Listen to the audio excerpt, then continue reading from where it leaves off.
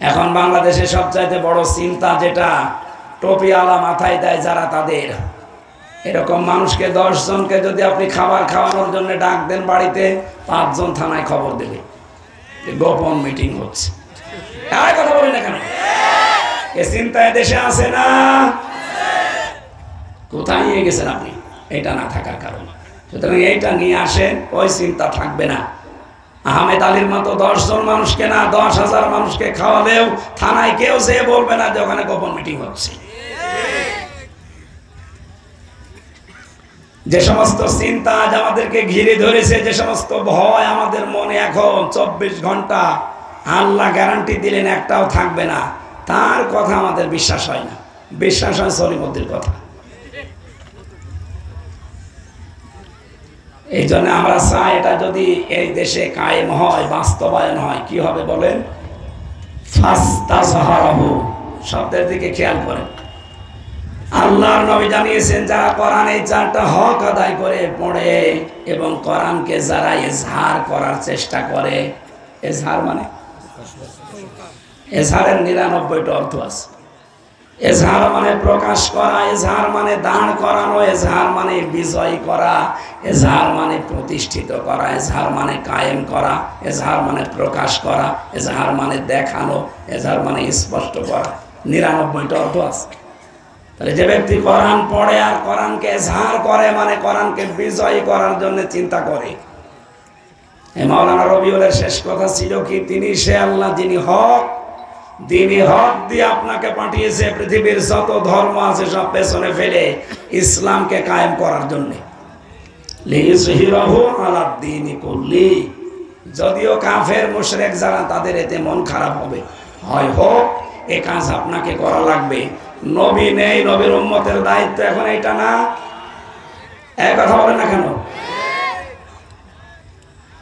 খুলনাবাসী এখন যদি মাওলানা আহমেদ আলী টয়লেটে যায়, বাম পা দিয়ে প্রবেশ করার পরে ওনারে বলা লাগবে, আল্লাহুম্মা ইন্নী আউযু বিকা মিনাল খুবুসি ওয়াল খাবাইস। এই কথা মানেন তো? 5-7 মিনিট বসে আছে টয়লেটে, চুপ করে থাকবে, ওখানে আর সুবহানাল্লাহ পড়া যাবে না। ওখান থেকে বের হওয়ার সময় ডান পা দিয়ে বলবে, আল্লাহুম্মা গফরানাকা, আল্লাহুম্মা ইন্নী আউযু বিকা গফরানাকা, আলহামদুলিল্লাহিল্লাযী আযহাবা আন্নিল আযা ওয়া আফানি। এই যে 8-10 মিনিট কেটে গেল, এই সময়টা যদি উনি এই সিস্টেমে পালন করে, পুরাটা ইবাদত, পুরাটা। এই কথার সাথে একমত আছেন আপনারা? 8-10 মিনিট ওনার টয়লেটে পুরাটা কি বলেন? বলেন। উনি যদি আধা ঘন্টা থাকে, আধা ঘন্টায় কি? 1 ঘন্টা থাকে, 1 ঘন্টায়। যেহেতু এই তরিকাটা রাসূলের, এজন্য আপনি আধা ঘন্টা, 10 মিনিট, 1 ঘন্টা পুরাটা ইবাদত বলছেন। আপনার রান্নাঘর থেকে শুরু করে আন্তর্জাতিক জীবন পর্যন্ত বিশ্ব নবী এইটা দিয়ে 10 বছর চালিয়েছিলেন। ওইটার কথা যখনই বলতে যায় তখন আপনার কাছে কেমন যেন খারাপ লাগে, রাজনীতি মনে হয়। এর 10 মিনিট যদি আপনার কাছে ইবাদত মনে হয়, তাহলে 10 বছর আপনার কাছে রাজনীতি মনে হচ্ছে। আপনার অন্তরের ভেতরে কোনো সমস্যা আছে। এই কথা বলছেন? আল্লাহ আমাদেরকে কোরআন এবং হাদিসের আয়াতগুলো, হাদিসগুলো একেবারে সহজভাবে বোঝার, মেনে নেওয়ার মন দেন। বলেন আমিন। কোরআন যে ব্যক্তি পড়ে আর একে বিজয়ী করার জন্য চেষ্টা চালায়, ফাহাল্লা হালালাহু ওয়া হারামা হারামাহু, এর ভেতরে হালাল জিনিসগুলো হালাল বলে মেনে নেয়, হারামগুলো হারাম বলে ছেড়ে দেয়, আদখালাহুল্লাহুল জান্নাহ, আল্লাহ তাকে জান্নাতে দিয়ে দিয়েছে। আল্লাহ তাকে জান্নাতে দেবে না দিয়েছে? দিয়েছে। এখন প্রশ্ন আসতে পারে, আমি তো মরি নাই, জান্নাতে আল্লাহ দিয়ে দিল কি করি? জবাব হচ্ছে, কেউ যদি কোরআনে বিজয়ী অবস্থায় পায়, ওখানে হালালকে হালাল মানা সহজ, হারামকে হারাম জেনে ছেড়ে দেওয়া সহজ। যেখানে হালালকে হালাল মানা যায়, হারামকে হারাম মানা যায়, ওই পরিবেশটা তখন একটা মিনি জান্নাত হয়ে যায়। আমি কথা বোঝাতে পেরেছি? আল্লাহ রাব্বুল আলামিন কোরআনে কারীমের এই সম্পর্কিত এই হাদিসটা আমাদের জীবনে যেন আমল করার তৌফিক দেন, আমিন। দরুদ আর সালামের মাধ্যমে আজকে তেলাওয়াতকৃত আয়াত সূরা কসস ৭৬ নম্বর আয়াত, মাত্র একটা আয়াত পড়েছি, তাফসীর আকারে কথা বলবো ইনশাআল্লাহ। গতকালকে কে ছিল? এসেছিল আলহামদুলিল্লাহ। শ্রদ্ধাবাদন বড় ভাই গতকালকে এসেছিলেন, ভালো ভালো কথা আপনি শুনেছেন। কামরুল ইসলাম সাইদ আনসারী দেশের প্রথিতযশা একজন আলেমে দ্বীন, পীরের সন্তান। আল্লাহ তার কথাগুলো আপনাদের আমল করার তৌফিক দিন। কোন সূরা বললাম যেন? কসস। 5টা বিষয় সামনে রেখে তাফসীর করা লাগে। প্রথম নম্বরে শুদ্ধ তেলাওয়াত, আমরা যেটা করেছি। দ্বিতীয় নম্বরে মাতৃভাষায় অর্থ করা লাগবে। আমরা বিশ্বের বিভিন্ন দেশে আগে যেতাম, 3 বছর আগে, যেখানে যাই ওই দেশের অনুযায়ী মাতৃভাষায় অর্থ করা লাগে। আমি তামিলনাড়ুতে সেখানে গিয়েছিলাম, তামিল ভাষাটা খুব কড়া আর কঠিন। আমার মনে হয় তামিল ভাষায় কাউকে গালি দিলে, দোয়া করলেও মনে হবে গালি দিচ্ছে, এমন কড়া আর এমন ঘিসিমিসি ভাষা। ওই দেশে আগে আরবিতে পড়ার পরে ওই দেশের যে ভাষা, ওই ভাষায় আগে মাতৃভাষা ওদের, ওইটা অনুযায়ী ওদেরকে অর্থ বলা লাগে। এরপরে দোভাষী যিনি আছে উনি তা আমারটা ট্রান্সলেশন করে দেয়। এবার বলছিলাম আমরা যেহেতু বাংলা ভাষার মানুষ, আমরা বাংলা অর্থ মাতৃভাষা আমাদের বাংলা, আমরা করব ঠিক ওই কায়দায়। 3 নম্বরে ঐতিহাসিক প্রেক্ষাপট বলতে হবে। 4 নম্বরে আয়াতের বাস্তব যে ব্যাখ্যা আছে ওইটা আপনাকে কোরআন দিয়ে বলা লাগবে তাফসীর আকারে। 5 নম্বরে ওখান থেকে মূল শিক্ষা নিয়ে বাড়ি যাওয়া লাগবে। কয়টা? 5টা বিষয় শুনতে যতটুকু সময় লাগে, থাকবেন তো ইনশাআল্লাহ? শুদ্ধ তেলাওয়াত যেহেতু আমরা করেছি, প্রতিটি অক্ষরে অলরেডি আমাদের আমলনামায় আল্লাহ 10টা করে নেকি লিখে দিয়েছেন। বলেন সুবহানাল্লাহ। আল্লাহ পাক বলেন ইন্না কারুনা কানা মিন কওমি মূসা ফাবাগা আলাইহিম, অবশ্যই কারুন ছিল মূসা আলাইহিস সালামের বংশের লোক, সে তাদের প্রতি অবাধ্যতা, সীমা লঙ্ঘন এগুলো করেছিল। ওয়াতাইনাহু মিনাল কুনুজ, আমি আল্লাহ তাকে এমন সম্পদের মালিক বানিয়েছিলাম, মা ইন্না মাফাতিহাহু লাতানু বিল উসবাতি উলিল কুওয়া, তাকে যে সম্পদের মালিক বানিয়েছি, একদল শক্তিশালী যুবক শুধু তার মালের চাবি বহন করার জন্য লাগতো। খুলনাবাসী চাবি বহন করতে যদি একদল শক্তিশালী মানুষ লাগে, চাবির চাইতে তালার ওজন বেশি না? তালা বহন করতে কত মানুষ লাগতো বলেন? তালা যদি এত মানুষ লাগবে, যে সম্পদ ছিল যে বাক্স বা সিন্ধুকের ভেতরে ব্যাংকে, এ ব্যাংক কত ছিল? আমাদের এই ছোট মাথায় ধরবে না। আল্লাহ পাকের জন্য জানিয়েছেন। কারণকে আমি বলেছিলাম, এর সম্পদ পাওয়ার পর আনন্দে ফেটে পড়ো না, অহংকার করো না, মানুষকে মানুষ হিসাবে না মনে করে দামই দিতে চাও না, এই ব্যবহার করবা না।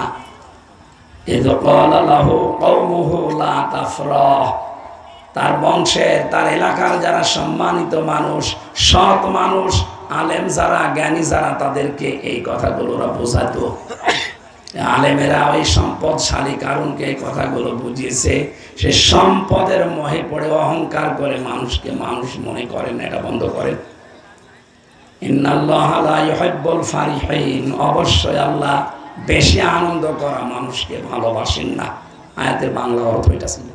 এখানে 3টা বিষয় আমরা পেলাম। কয়টা?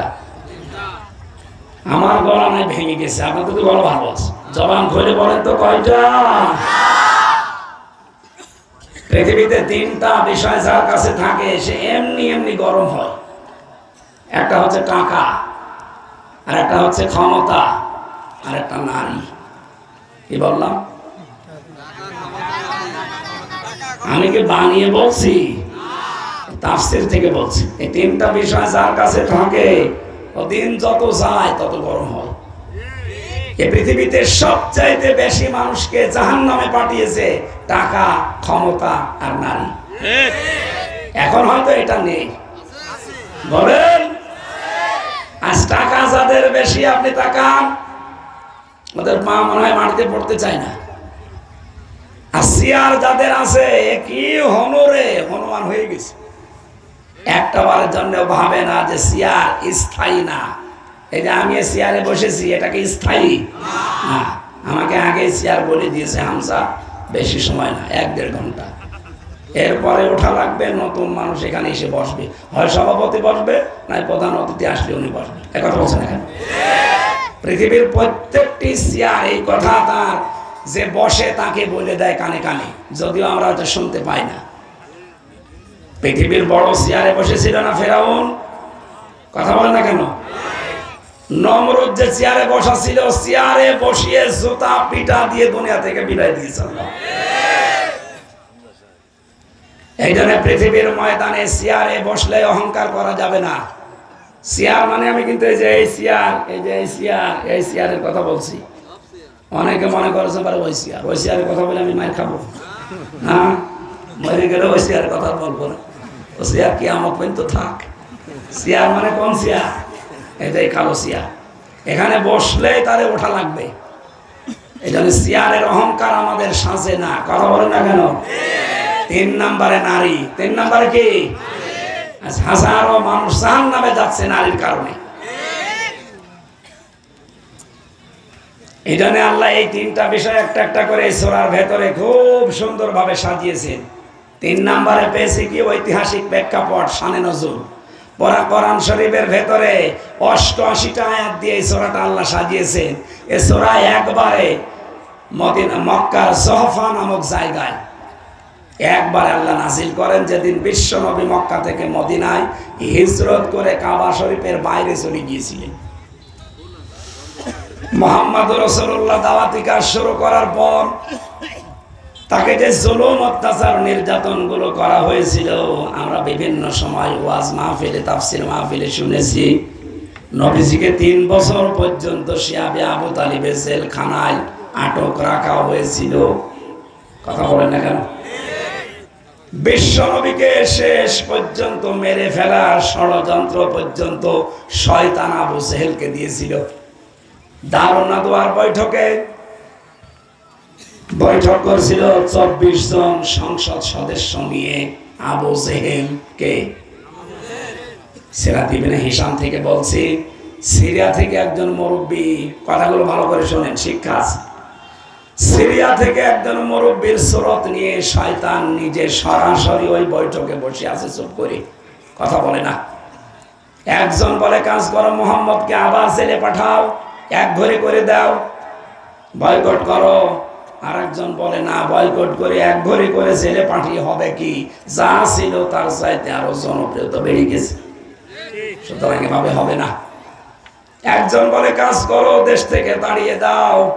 ওই যে মুরব্বী বসে আছে শয়তান সুরত নিয়ে, বারবার ভেটো দেয় না, ও বাইরের দেশে যেয়ে দল পাকাবে। লোকজন সবাই বলছে, আপনি কে? আপনাকে তো দেখি নাই, হঠাৎ আপনি ঢুকলেন কি করে সিক্রেট জায়গায়? তখন এবার একটা একটা করে কথা বলে যে, আমার কথা তো তোমরা নেবে না, আমি সিরিয়া থেকে এসেছি, মুরব্বীর কথা তো তোমরা শুনবে না। যেই বলেছে মুরব্বীর কথা তো শুনবে না, সবাই তাকিয়েছে, কে গো? বলেন, কি বলতে চান? এই শয়তান মুরব্বীর সুরত নিয়ে তখন আবু জেহেলকে এই পরামর্শ দিয়েছিল, চ্যাপ্টার সাফ করে দাও, মুহাম্মদকে মেরে ফেলো। সিরাত ইবনে হিশামের টিকায় লেখা আছে, বলবো টিকাটা? কথা শুনতেছে? 24 জন সংসদ সদস্য বসে আছে আবু জেহেলের, সব গুরুত্বপূর্ণ পদে বসা। এই মুরব্বী সিরিয়া থেকে সুরত ধরে শয়তান মুহাম্মদ রাসূলুল্লাহকে মেরে ফেলার জন্য সিদ্ধান্ত দিচ্ছে। আবু জেহেল সিদ্ধান্ত মেনেও নিল। আপনি বলেন তো, যারা সামনে ছিল একটা মানুষও প্রতিবাদ করে নাই, করার মনও তাদের নেই। একটা লোককে বলতে পারতো না, না এই লোকটাকে 3 বছর আটক রেখে আমরা দেখেছি, এ মানুষকে হত্যা করা লাগে যে কাজ করলে, এরকম কাজ নবীজি করেছিল? একটা মানুষকে মেরে ফেলা লাগে যে কাজ করলে, এরকম কাজ নবী করেছিল? এই 24 জন সহ মুরব্বী একটা মানুষও কথা বললো না। আমার মনে হচ্ছে পৃথিবী দিন দিন ওই দিকে যাচ্ছে। আজ তাকান পৃথিবীর দিকে, একটা ভালো মানুষকে ধরে নিয়ে মেরে ফেলছে, 18 কোটি মানুষ নিশ্চুপ, কিচ্ছু বলে না।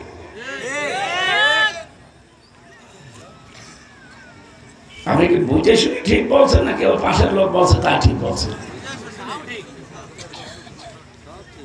বলেন তো 1500 বছর আগে যা যা হয়েছিল, আমার মনে হচ্ছে পৃথিবী এখন ওই রকম অবস্থায় যাচ্ছে। বিনা কারণে একটা মানুষকে ধরে নিয়ে যাবে, মেরে ফেলবে, আটক রাখবে বছরের বছর। এদেশে 16 কোটি 18 কোটি মানুষ, একটা মানুষ মুখ করে না, সব চুপ। ওদের নাই বিবেক মরে গিয়েছিল? আপনারও কি বিবেক মরে গেছে?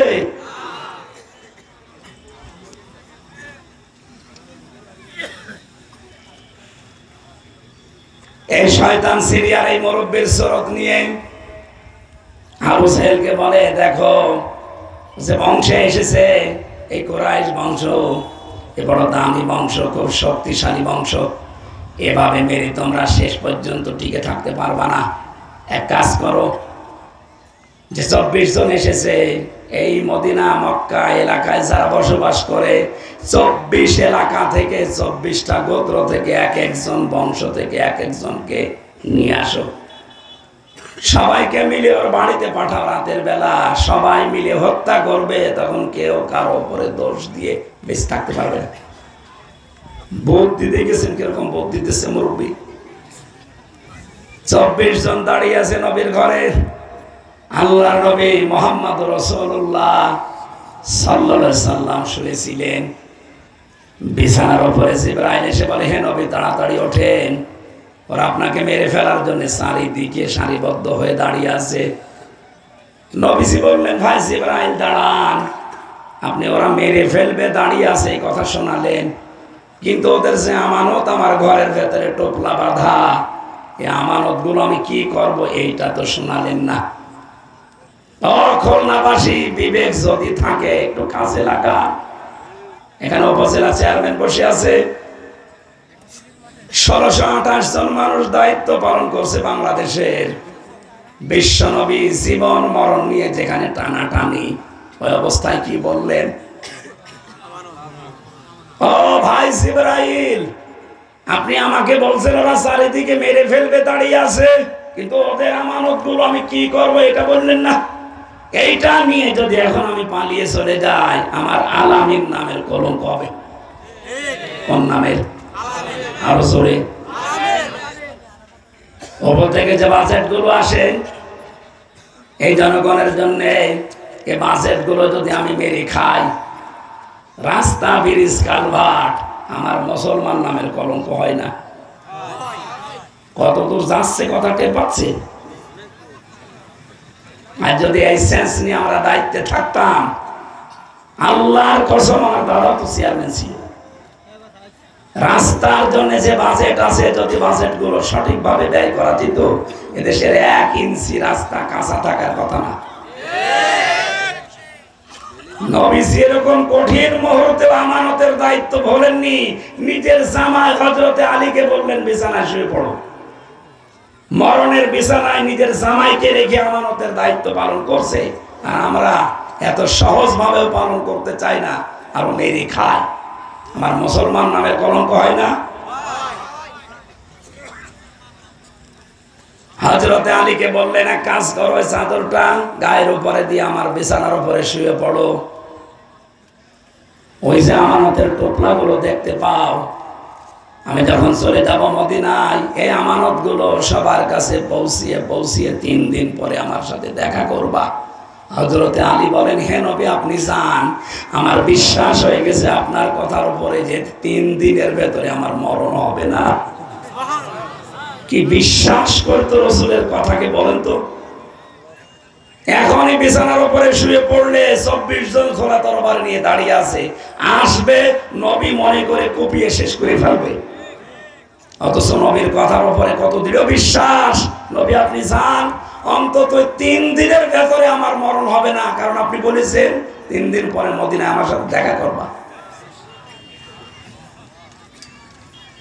হযরতে আলী বলেন, আমি শুধু সামনের দিকে চাদরটা ধরে রেখেছি, ফেরেশতা জিবরাইল এসে নবীজিকে সূরা ইয়াসিনের কয়েকটা আয়াত পড়িয়ে সামনের দিকে বালি ফিকে মারলেন, চলে গেলেন।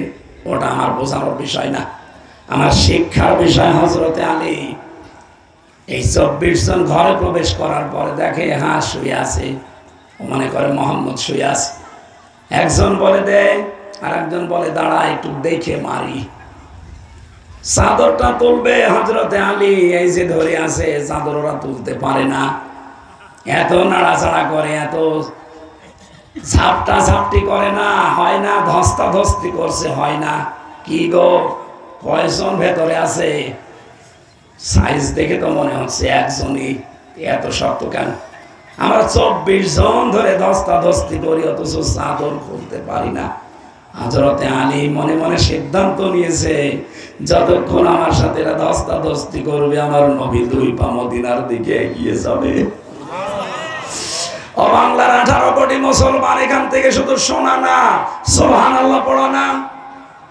আজ এই আলেমদেরকে, নবীর ওয়ারিসদেরকে, মুসলমানদেরকে দেশ থেকে যদি আপনি একটু এগিয়ে দেওয়ার জন্য কারো সাথে ধস্তাধস্তি করা লাগে, আর আলেমরা যদি নির্বিঘ্নে একটু এগিয়ে যেতে পারলে আল্লাহর বিধান নিয়ে, কিয়ামতে হযরত আলীর সাথে আপনি উঠতে পারবেন।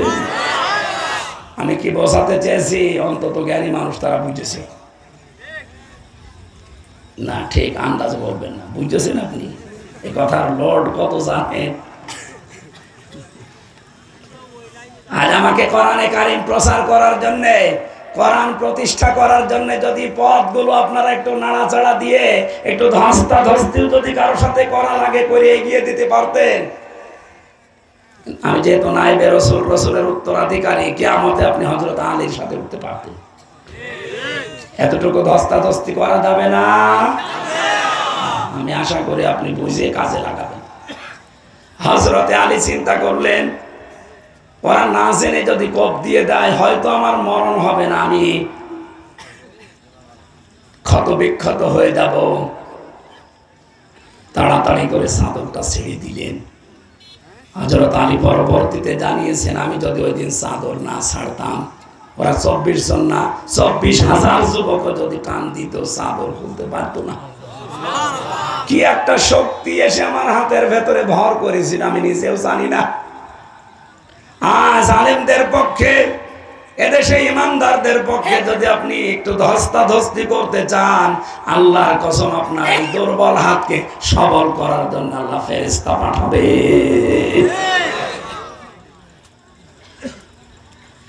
উনি খুলে দিলেন, মুখ দেখার পরে বলে, কে তুই? মোহাম্মদ কই? মোহাম্মদ কই আমি জানি না, তবে তোমাদেরকে একটা গুরুত্বপূর্ণ তথ্য জানাই। ওই যে টোপলা টোপলা বাঁধা আছে, নাম লেখা আছে, ওগুলো মোহাম্মদ আমাকে বসিয়েছে, ওগুলো তোমাদের আমানত, নিয়ে নাও। বলেন তো, যারা মারার জন্য এসেছে তাদের মাল নিয়ে আরো বাইরের দেশে পালিয়ে যাওয়ার কথা, এই কথা বলে না কেন? এই জন্য আজ কয়েকদিন ইন্টারনেটে একটা কথা ঘুরছে, এদেশের ইসলামী আন্দোলনের একজন নেতা জানিয়েছে, যতদিন পর্যন্ত বাংলাদেশ থেকে অসৎ চরিত্রের মানুষগুলোর কাছ থেকে ক্ষমতা কেড়ে সৎ এবং দায়িত্বশীল মানুষের হাতে দিতে না পারবেন, ততদিন আল্লাহ রাসূলকে মানা হবে না।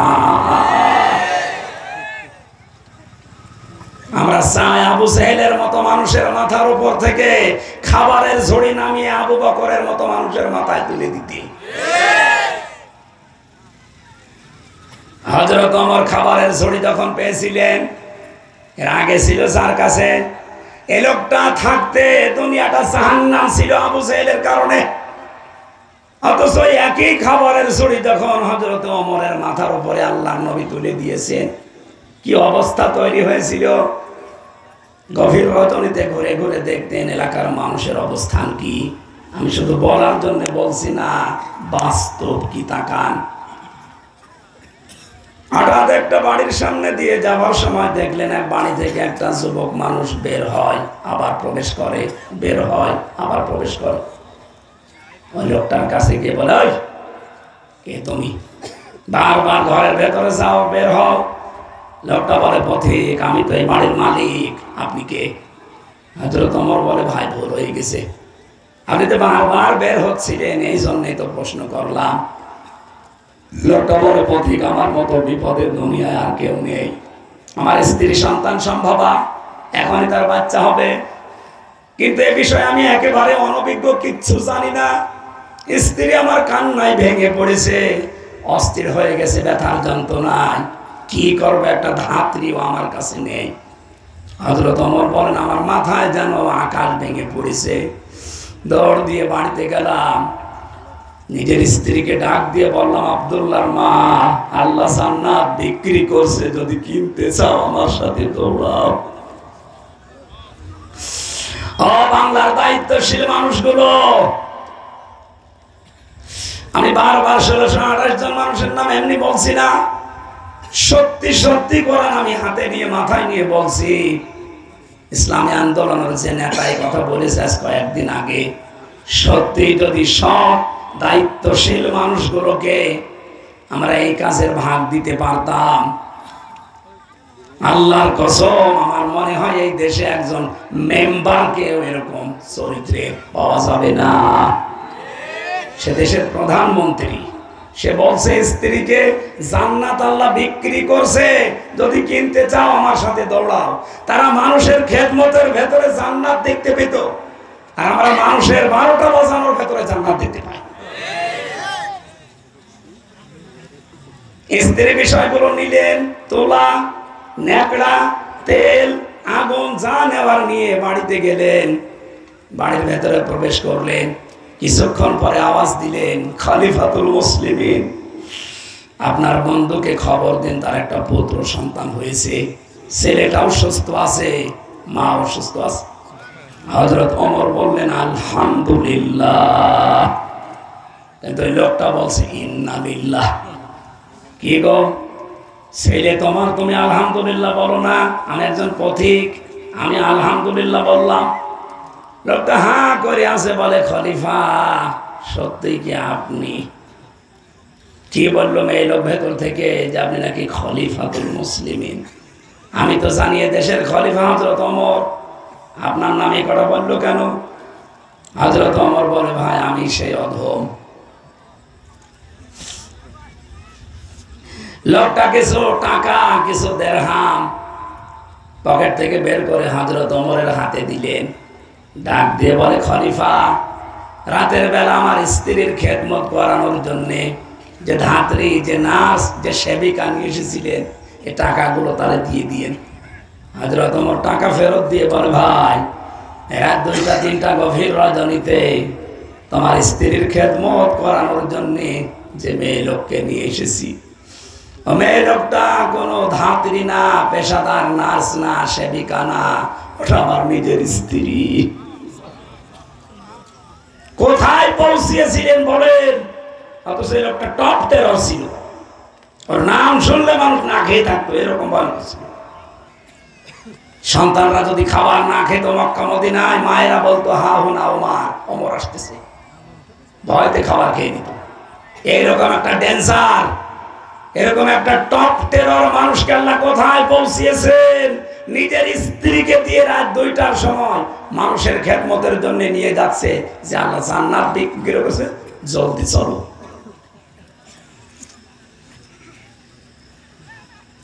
হযরতে আলী রাদিয়াল্লাহু তাআলা আনহু বলেন, আমার বিশ্বাস ওই সময় জন্মিয়েছে 3 দিনের ভেতরে যেহেতু আমার মরণ হবে না নবীর সাথে দেখা করার আগে, সুতরাং ওরা যা বলে আমি সব হজম করে নিলাম। বিশ্বনবী ওখান থেকে চলে গেলেন হযরতে আবু বকরের বাড়িতে, দাঁড়িয়ে সালাম দিলেন, আসসালামু আলাইকুম ইয়া আহলাল বাইত।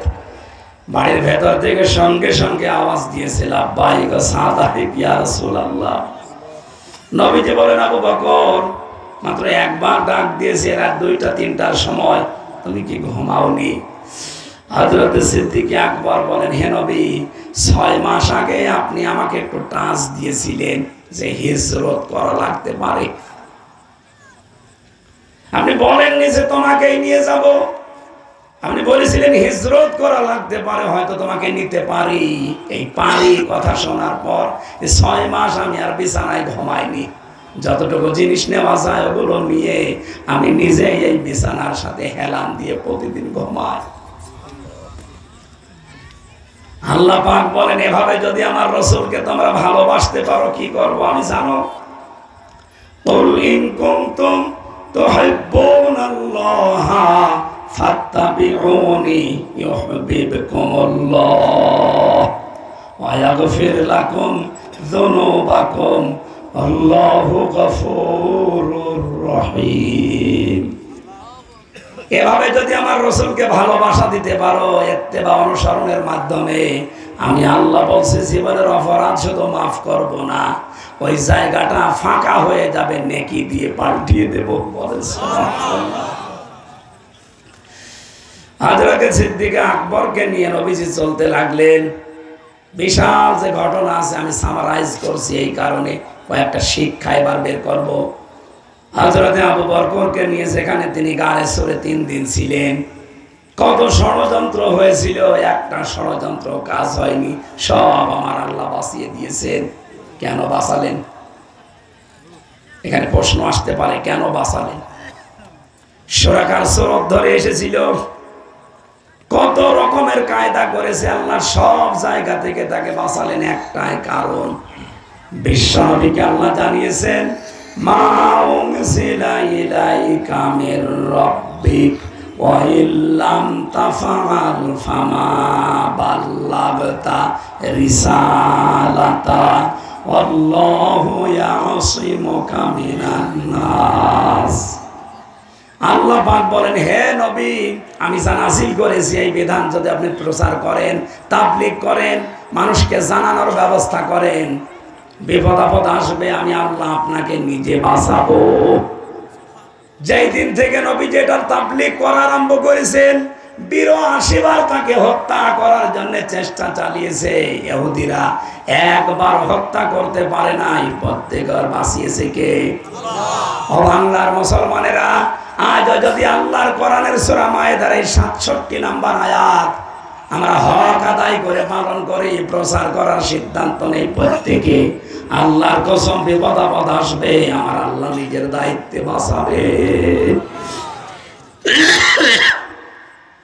মক্কা থেকে যাওয়ার সময় সোহফা নামক একটা জায়গা, ওখান থেকে মদিনা মক্কার দিকে তিনি ঘুরলেন, কাবা শরীফের দিকে ঘুরে বললেন, কাবা, আমার মন চাচ্ছিল না তোকে ছেড়ে চলে যায়, আমার মন চায় তোকে খেদমত করতে, কিন্তু তোর নিষ্ঠুর সন্তানরা আমরা থাকতে দিল না। নবীজিকে আল্লাহ ওই সময় একটা আয়াত নাযিল করে সান্ত্বনা দিয়েছিলেন। বাংলার ৯৬% মুসলমানেরা কোরআনে যারা বিশ্বাস করো, এই আয়াতটা শুনে মনে সান্ত্বনা নিয়ে যাও।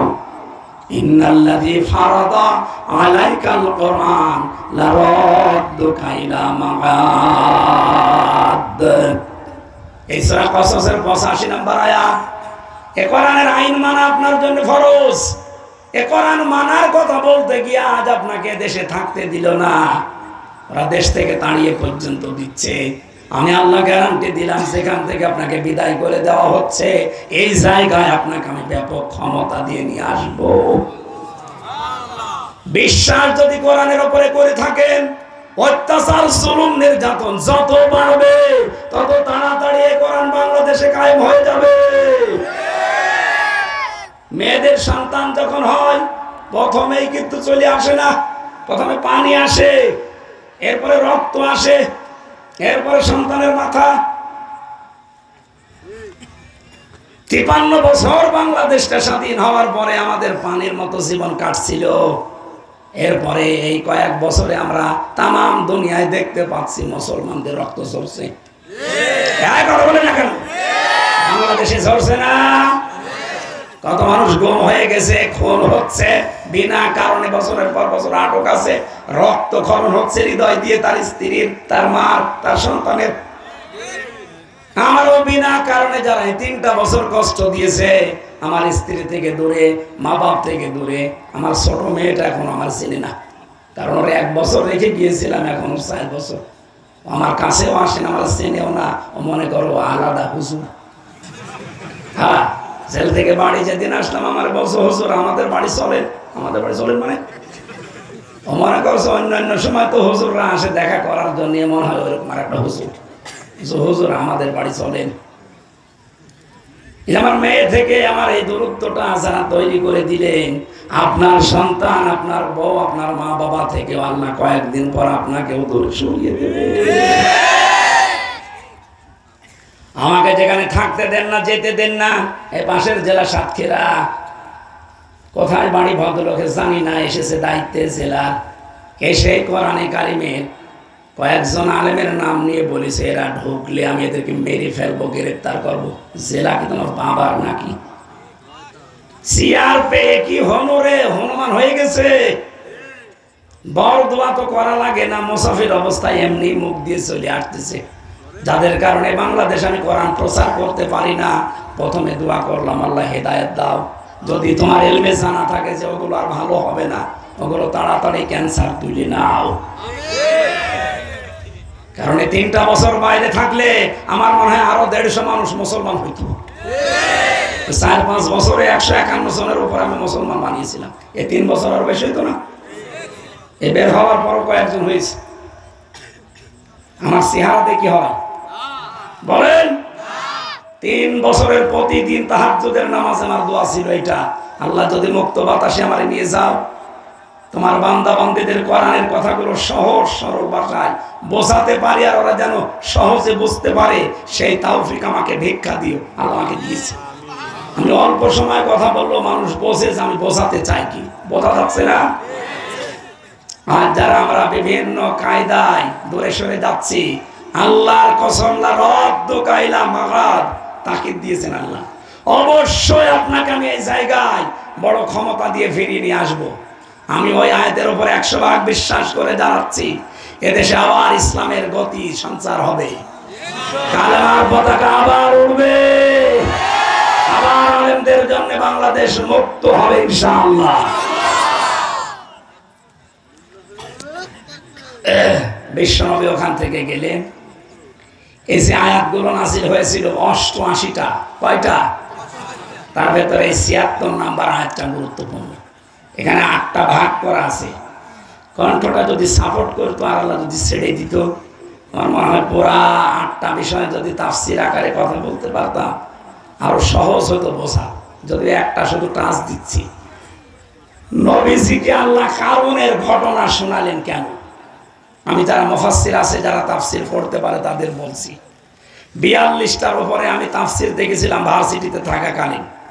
মুফাসসিরিন ইকরাম লিখেছেন, আল্লাহ এত কথা বলতে বলতে কারণের কথা বললেন কেন নবীকে? কারণ এই পৃথিবীতে বিশ্ব নবী সহ যত নবীকে ইসলাম প্রচারে বাধা দিয়েছে, থাকতে দেয় নাই দেশে, অধিকাংশগুলোই ছিল ক্ষমতাওয়ালা আর টাকাওয়ালা। আল্লাহ আগে ক্ষমতাওয়ালা ফেরাউনের নাম, হামানের নামে কিছু কথা বলেছেন, এবার শুরু করেছেন কারণের নাম নিয়ে। এই জন্য টাকাওয়ালা যারা আছেন তাদের টাকাগুলো আজ ব্যয় হচ্ছে কোথায় একটু খেয়াল করেন। না জানি আপনার হাসর আবার কিয়ামতে কারণের সাথে হয় কিনা। এই কথা বলেন না কেন? পৃথিবীতে সন্তান আসার সময় আমরা যখন দেখি পানি আসার পরে মায়ের লজ্জাস্থানে রক্ত আসে, 53 বছরে তো ভালো পানির মতো জীবন চলছিল। তাম দুনিয়ায় যেহেতু রক্ত ঝরা আরম্ভ হয়েছে, বিশ্বাস করতে পারি ইসলাম নামক সূর্য সন্তান দুনিয়ায় আসতে আর বেশি দিন দেরি হবে না। কিছুদিনের ভেতরে শুনতে পাবেন প্যালেস্টাইন স্বাধীন হয়ে গেছে ইনশাআল্লাহ। কিছুদিনের ভেতরে দেখতে পাবো বাংলার এই জমিনটা কোরআন দিয়ে চলছে ইনশাআল্লাহ। 53 বছর বিভিন্ন মানুষের আইন দিয়ে চলেছে, আমরা দেখেছি, কাঙ্ক্ষিত মানে শান্তি পাইনি। এইটা দিয়ে চললে দেশটা কেমন দেখা যায় ওইটা দেখতে বাকি আছে। এক কথা বলে না কেন? 17 দিন ছিলাম আমি কয়েকদিন আগে মক্কা মদিনায়, ওখানে ইসলাম 100% নেই, 70% আছে। এতটুকুতেই যে শান্তি 17 দিনে পেলাম, পুরা 100% থাকলে, পুরা 100% থাকলে জান্নাত হয়ে যাবে। কি কথা বলেন? আল্লাহ যেন অন্তত চর্ম চোখে দেখে মরার তৌফিক দেন যে কোরআন দিয়ে বাংলাদেশটা চলছে, বলেন আমিন। তখন দেখতে পাবেন যে জান্নাত কারে বলে। কোনো অভাব নেই আমাদের। কিসের অভাব? বাংলাদেশের ব্যাংকে যে টাকাগুলো পড়ে আছে, শুধু সরকার যদি যাকাত ভিত্তিক অর্থনীতি কায়েমের মাধ্যমে এটা যদি শুধু কালেকশন করে, যে রাস্তা দিয়ে আসলাম এই রাস্তা, আমার মনে হয় আরো 5 ডবল রাস্তা বানানো সম্ভব। 4-5 বার পড়ে যাওয়ার মতো হয়ে গিয়েছিলাম, আল্লাহ না জানে পড়ে যায় কিনা। Delivery road. এখানে টাকাওয়ালাদের কথা আল্লাহ নবীকে শোনালেন, হে নবী, এরা শত্রুতা করার মাধ্যমে আজ আপনি দেশে থাকতে পারলেন না। টাকাওয়ালা দুনিয়ায় যারা ছিল তাদেরকে আল্লাহ এখানে 5টা উপদেশ দিয়েছেন। কয়টা? বলেন বলেন। আল্লাহ রাব্বুল আলামিন বলেন, 1 নম্বরে আমি ওই জামানার আলেমদের দিয়ে কারুনকে উপদেশ দিয়েছিলাম। আজও কারুনের বংশধর যারা বাংলাদেশে আছো, যেহেতু নবী নেই, নবীর ওয়ারিস, আমি ওই 5টা উপদেশ দিয়ে যাচ্ছি। এটা রেকর্ড হচ্ছে, শুধু খুলনা না, কালকে সারা বাংলাদেশের 64 জেলায় ছড়িয়ে যাবে। কোরআনে কারিমে যে 5টা উপদেশ আল্লাহ দিয়েছিলেন, এবার বলছি ভালো করে মিলাবেন। আল্লাহ রাব্বুল আলামিন বলেন, 1 নম্বরে আমি বলেছিলাম লা তাফরাহ, আনন্দ করবা না, উল্লাস করবা না বেশি। আজ যারা টাকা পয়সার মালিক হয়ে, ক্ষমতার মালিক হয়ে ধরাকে সারা জ্ঞান করে উল্টাপাল্টা কাজ করছেন, থামেন। আপনাকে টাইট করতে আল্লাহর বিমান কামান পাঠানো লাগবে না। এ রক্তের ভেতরে 5 প্রকার ক্যান্সার হয়, যদি 1 প্রকার লাগিয়ে দেয়, পুরা দাঁতও বিক্রি করে ঔষধ হবে না। আপনার চাইতে বহু জায়গা আমার ঘোরা আছে, আমি বাস্তব দেখে এসেছি। রাতের বেলা আমরা দেখি 3টা জিনিস বেশি পাওয়া যায় রাস্তায়। কয়টা? বক্তা, কুত্তা, পুলিশ। রাত গভীর হলে দেখবেন হয় বক্তার সাথে দেখা হবে রাস্তায়, নাই কুত্তার সাথে, নাই কার সাথে? পুলিশের সাথে। এদিনে বয়স আমার অল্প, আমার 33 বছর বয়স এখন। সার্টিফিকেট আমার 92 সালে জন্ম, আর এমনিতে আমার জন্ম 90 সালে। প্রিন্সিপাল আমার এই কাজ করে 92 লিখে দিয়েছে। এই 33 বছর বয়সে আমি যা দেখেছি, আপনার 66 বছরও আপনি দেখতে পাননি। সুতরাং এটা বাস্তব অভিজ্ঞতার উপরে বলছি, সম্পদের বড়াই যারা করছেন, আপনি একটু ভয় করেন আল্লাহকে। কিছুর মালিক হননি আপনি, কি মালিক হয়েছেন আপনি? আমি যাদের সাথে থাকি আপনি তো জানেন, বাংলাদেশের 3 নাম্বার ধনী তারা, আকিজ গ্রুপ। কে? খুলনায় বাড়ি না, বেজেরডাঙ্গা, ফুলতলা। বেজেরডাঙ্গা ফুলতলা থেকে একেবারে যশোর পর্যন্ত পুরাটাই তাদের। বাংলাদেশে আকিজ গ্রুপের জমি কিনা নিষেধ। তাহলে কত কিছুর মালিক আপনি বলেন। তাদের মেন মসজিদের খতিব ছিলাম আমি, দেখেছি ভাই এই পর্যায়ের মানুষ। তাই যে ভয় করে মাঝে মাঝে জড়সড় হয়ে থাকে আর দোয়া চায়, হুজুর দোয়া করে, কারণ উনি নিজেও তো ডাক্তার, ডাক্তার মহিউদ্দিন আকিজের বড় ছেলে। মাঝে মাঝে বলো, হুজুর না জানি একবার যদি একটা ক্যান্সার হয়, আকিজ গ্রুপ না পুরা বাংলাদেশ বিক্রি করে ঔষধ হবে না। এরকম দামি দামি ঔষধ আছে দুনিয়ায়। তারা যদি ভয় করতে পারে, আপনি যেখানে আসেন আপনার পুরা বিক্রি করে দিলে তো হাফ ঔষধ হবে না। আপনার ভয় লাগে না? এখানে আনন্দ করা যাবে না সম্পদের মালিক হয়ে। এই আনন্দ করাগুলো বাদ দেওয়া লাগবে। 2 নম্বরে উপদেশ দিচ্ছি, ওয়াবতাগি ফীমা আতাকাল্লাহু দারুল আখিরাহ। টাকা পয়সা যাদের আছে, এটা দিয়ে আখিরাতের ঘর তৈরি করেন। আজ কোরআন প্রচারের জন্য যদি আপনার 1টা টাকাও ব্যয় হয়ে থাকে, কিয়ামতে এই টাকাটা আপনার পক্ষে দাঁড়াবে। আল্লাহ বলেন, টাকাগুলো দিয়ে আখিরাতের ঘর বানাও। কারণ আপনি যতই চেষ্টা করেন, আর 100 বছর পরে এখানে থাকতে পারবেন? বলেন না, পারবেন না। আপনি যদি বলেন আমি হায়াত কিনবো, কে বলেছে? আকিজের এই মেজো ছেলে যেটা মারা গেল, শেখ মমিন, ওর যা টাকা আছে, হায়াত কেনার বিষয় হলেও কিনতে পারতো না। পটল তুলিস চলে গেছে। এখানে যতটুকু আছে এটা দিয়ে আখিরাতের ঘর বানান। 3 নম্বরে ওয়ালা তানসা নাসিবাকা মিনাদ দুনিয়া। দুনিয়া ভুলে যেন না। দুনিয়া ভুলে যান না মানে আপনার যতটুকু প্রাপ্য এখানে আছে অতটুকু আপনি ব্যয় করেন, কিন্তু অপচয় করা যাবে না। ওয়া আহসিন কামা আহসানাল্লাহু ইলাইকা, আপনার প্রতি আল্লাহর যে দয়া ইহসান যে অনুগ্রহ এটা আপনি মানুষের উপরে করবেন, তাহলে সমান সমান হবে। আমার যে কণ্ঠ বসে গেছে একটা নিয়ামত ছিল, এই যে চোখ, এই নিয়ামত কার? বলেন বলেন।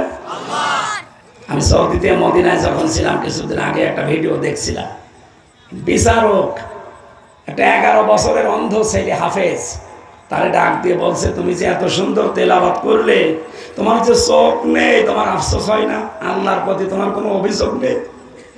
ছেলেটা চোখের পানি ফেলে দিয়ে বলছে, বিচারক আমার তো অভিযোগ নেই, আমি আরো খুশি আল্লাহর উপরে। বিচারক বলছে, কি বললে, তুমি খুশি মানে? বলছে, হ্যাঁ, আমি যদিও অন্ধ, আমার 11 বছর বয়স, আমি জানি আমার 15 বছর আগে আমার গোনা লেখা শুরু হবে না, আমার একটা গোনা এখনো হয়নি, কিন্তু আমি বিশ্বাস করি কিয়ামতে প্রতিটি জিনিসের হিসাব দেওয়া লাগবে। আমার মালিক যদি কিয়ামতে, আমি আব্দুর রহমান, আমাকে তার সামনে দাঁড় করিয়ে পা থেকে মাথা পর্যন্ত একটু জিজ্ঞাসা করে বিভিন্ন নিয়ামতের, পা থেকে শুরু করে মাথা পর্যন্ত আস্তে আস্তে চোখের কাছে যখন আসবে, চোখটার কাছে আসলেই বলবো, আল্লাহ একটু দাঁড়া, তুমি আমার চোখ সম্পর্কে জিজ্ঞাসা করবো, আমি তো জন্ম থেকে অন্ধ, চোখ নামক যে নিয়ামত এ বিষয়ে আমি কিছু জানি না, দয়া করে তুমি এই ওসিলায় বলবো আজকে আমার মাফ করে দাও। ছোট 11 বছরের আব্দুর রহমানের কোন চিন্তা, আর আমি আছি কোন ধান্দায়? তোমার উপর আল্লাহ যে দয়াগুলো অনুগ্রহ করে করেছে, ওইগুলো মানুষের উপরে দেখাও, অন্তত ঋণ শোধ হবে। 5 নম্বরে পৃথিবীতে বিশৃঙ্খলা সৃষ্টি করা যাবে না। বাংলাদেশ তো বেশ ভালোই চলছে, হঠাৎ একটা ইস্যু তৈরি করে দেশটা গরম করে অস্থিতিশীল বানিয়ে ফেলে কিছু মানুষ। এগুলো যারা করছেন থামেন, এই 5টা বিষয়ে সতর্ক থাকবেন। আমার শরীর আর কণ্ঠ দুই দিকে তাকিয়ে আমি আর এগোতে পারছি না, কথা বললেই কথা বের হচ্ছে না, খুব কষ্ট করে চাপ দিয়ে কথা বলা লাগছে। তাফসীর আকারে কথা বলতে গেলে আয়াতে কোটি কোটি কথা আছে, এরকম 2 ঘন্টা 1.5 ঘন্টা না। আগামীতে আসলে শীতের সময় নিয়ে আসেন, এই মাহফিল গরমের সময় হয় না। শীতের সময় আমি যেহেতু এখন বাইরে আছি, আল্লাহর ওলিদের ভেতরে না দেয়, তো বাইরে থাকলে অন্তত শীতের সময় দাওয়াত নেবেন, আসবো ইনশাল্লাহ। এই ভাইয়ের মাদ্রাসা একটা মাহফিল আছে এই পাশে, শীতের সময় দিয়েছি, ইনশাল্লাহ ওই সময় কথা বলবো। আমি জেলখানায় বসে মেয়েদের উপরে পরকীয়া প্রেম যারা করে তাদের উপরে বইগুলো লিখেছিলাম, 2টা বই। আজ যারা পারিবারিক জীবনে শান্তিতে নেই, মেয়ে বেরিয়ে চলে যাচ্ছে, স্ত্রী 2-3 সন্তান রেখে চলে যাচ্ছে, এই পারিবারিক জীবনের দাম্পত্য কলহ এবং তার সমাধান 19টা, কয়টা? এই বইটা নিয়ে যাবেন এখান থেকে মোনাজাতের পরে, স্ত্রীকে, মেয়েকে, বউকে, বোনকে, মাকে পড়াবেন। ছেলেদের একটা আছে, মেয়েদের একটা আছে, বহু কষ্ট করে সেই ঢাকা থেকে রাজশাহী থেকে নিয়ে এসেছে, এটা নিয়ে যাবে। আমি জেলে বসে বসে রেকর্ড করেছিলাম, এটা নিয়ে যান, কাজে লাগবে, অন্তত পারিবারিক জীবনে শান্তি ফিরে আসবে। আল্লাহুম্মা আমিন।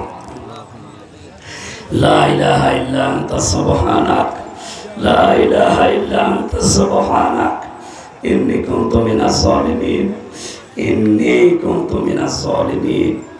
মাবুদ, বড় আশা নিয়ে এসেছি, আমার কণ্ঠ সাপোর্ট করছে না, যতটুকু পেরেছি আমি চেষ্টা চালালাম কথা বলার, কোরআন থেকে হাদিস থেকে। আল্লাহ মেনে নেওয়ার তৌফিক আমাদের দান করো। আমার কণ্ঠটা তুমি ভিক্ষা দাও, আমার কণ্ঠটা তুমি ভিক্ষা দাও। মুক্ত জীবনে যখন ফিরিয়েই দিয়েছো, তোমার বান্দা বান্দীদের কোরআনের কথা, হাদিসের কথা সহজ সরল ভাষায় বলতে পারি, সেই তৌফিক আমাকে তুমি ভিক্ষা দাও।